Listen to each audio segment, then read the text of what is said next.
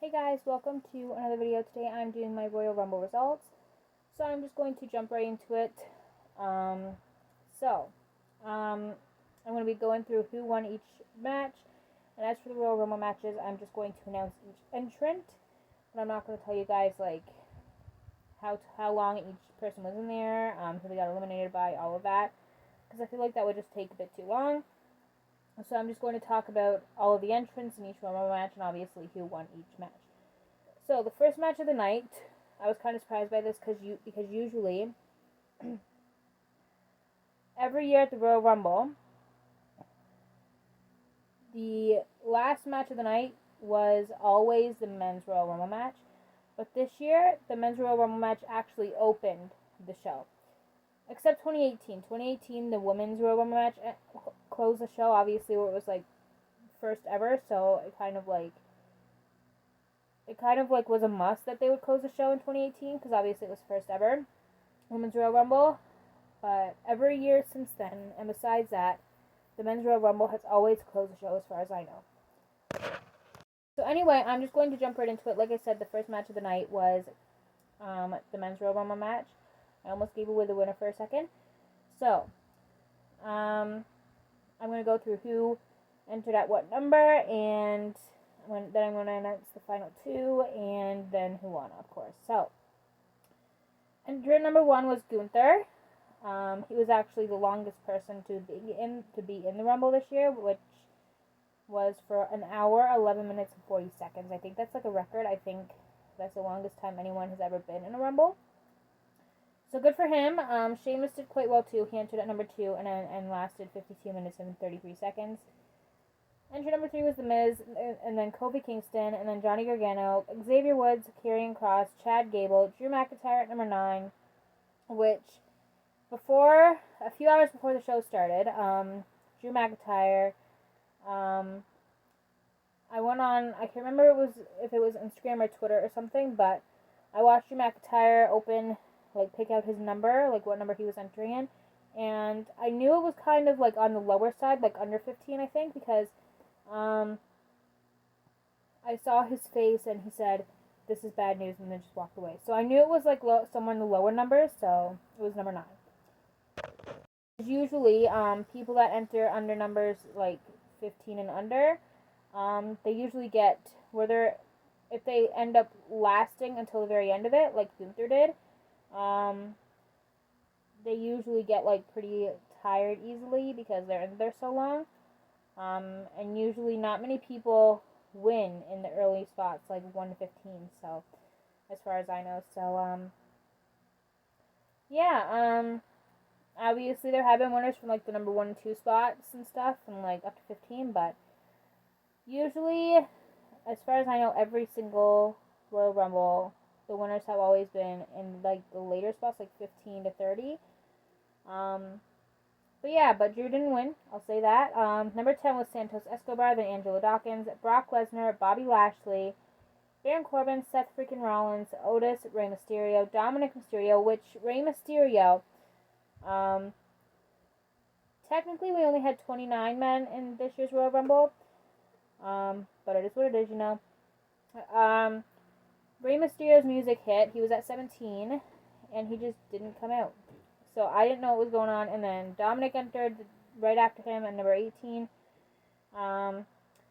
wearing his mask. So people actually think that Dominic ended up attacking his father backstage and taking his mask, so he was unable to compete. But yeah, Rey didn't compete. I think someone said something about he suffered a minor injury before the Rumble, so he wasn't cleared in time to compete or something like that. I don't know what it was actually, but yeah, he was actually unable to compete, and no one ever did take his spot at the end of it. So technically, we only had 29 men this year. So anyway, it is what it is. It's over now, and I'm very happy with the winner, which I will get into in a second. So number 19 was Elias, then Finn Balor, and then number 21 was the first of 3, I think, surprises in the Men's Rumble, which I kind of wish there was more, but it is what it is. Overall, I'm pretty happy with the Rumble. It was a good show, but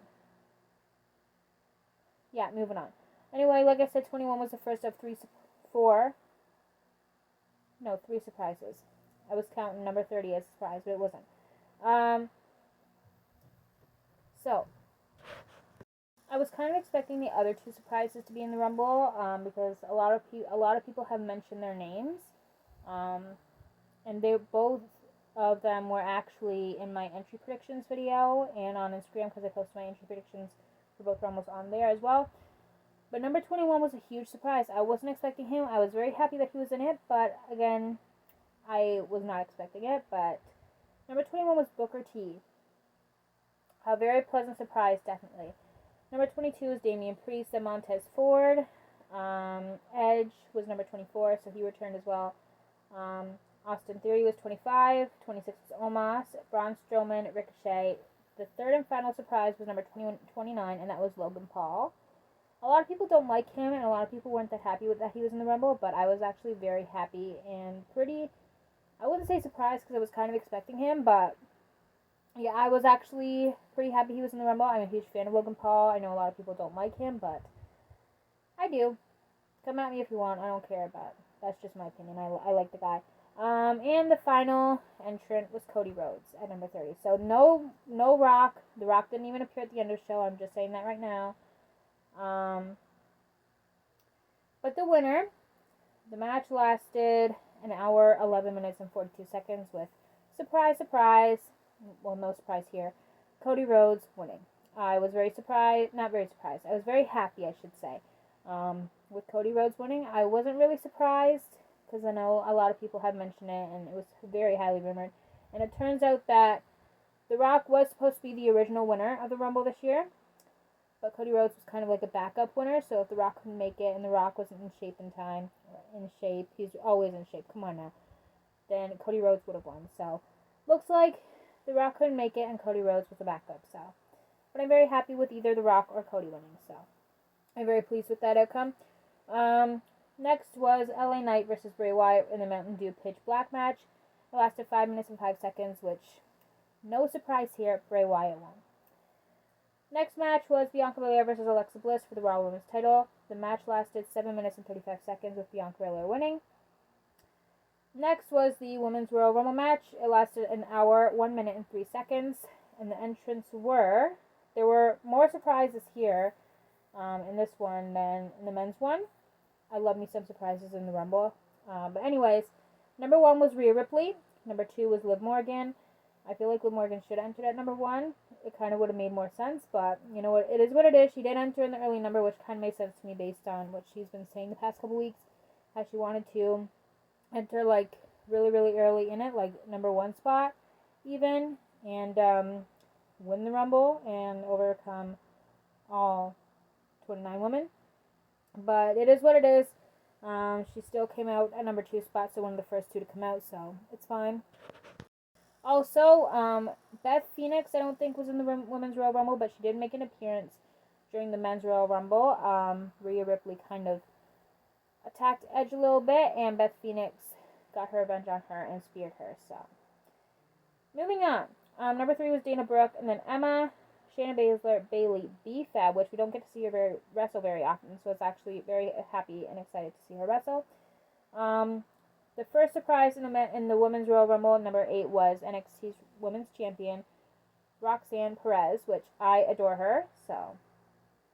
Also, I will say this too right now, Nikita Lyons wasn't in the Rumble, unfortunately, nor was any member of Pretty Deadly. Again, unfortunately, because I love all 3 of them, Nikita, Elton, and Kit. I don't think I've ever loved a tag team or a woman in NXT like I love them, so. It is what it is. We got quite a few nice surprises in the Rumble. The Women's Rumble, to be exact. So, it's fine. I knew Nikita Lyons wasn't going to be in the Women's Royal Rumble because she got injured like the week before on NXT, unfortunately. So, it's fine. I wasn't really surprised that she wasn't in it. Anyway, number 9 was Dakota Kai. 10 was Io Sky. Then Natalya. Then she also returned after, I don't know how many months off, but she was out with a broken nose, I'm pretty sure. Number 12 was Candice LeRae. Number 13 was the second surprise of the match. It was NXT's Zoe Stark. Number 14 was Xia Li, and then it was Becky Lynch, Tegan Nox, Asuka, who also returned. Number 18 was another return, Piper Niven, who is no longer named Dewdrop is she's back to Piper Niven now, which I like Dewdrop, honestly, but I liked Piper Niven just a little bit more, so I'm very happy she's back to her old name. Number 19 was Tamina. Then it was another return, Chelsea Green. Number 21 was Alina Vega, and Chelsea Green is actually back as like a Karen gimmick now, which I'm kind of here for, honestly. Number 22 was Raquel Rodriguez. 23 was Mia Yim, then Lacey Evans, and then 25 was actually really cool. It was Michelle McCool, but she was actually sitting in the audience with her kids. So she ended up getting out of the audience, taking off her sweater or hoodie or whatever, and jumping over the barricade and entering the ring. So she didn't actually come out through the entrance like on the ramp, but that was cool. 26 was another NXT star, Indy Hartwell, which I'm very happy we finally got to see her in the Rumble. I think this was her first one, and she did pretty well. She only lasted 5 minutes, which isn't as long as I would have liked, but it's fine. She did pretty well. Number 27 was Sonya Deville, and then it was Shotzi, then Nikki Cross, and then 30 was another surprise. It took 11 women to eliminate this woman, and she only lasted like 2 minutes. And a lot of people weren't happy that she was in the Rumble, but I actually kind of was. I do like her. I know a lot of people, like Logan Paul, don't like her, but I adore her. I honestly do. A lot of people say she's like unsafe in the ring, but I like her. She's good to me. She's good, I think so. It was Nia Jax. I was kind of surprised that she was in the Rumble, I'm not gonna lie, but I was also like really here for it.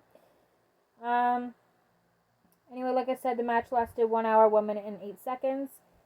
And Rhea Ripley won, straight from the number 1 spot. So that was cool. Congratulations to her. Oh, not 8 seconds, 3 seconds. Anyway, moving on. And the final match of the night was Kevin Owens versus Roman Reigns. Now, I've got some stuff to say about this one, like what went down at the end of it. It was for the undisputed WWE Universal Championship.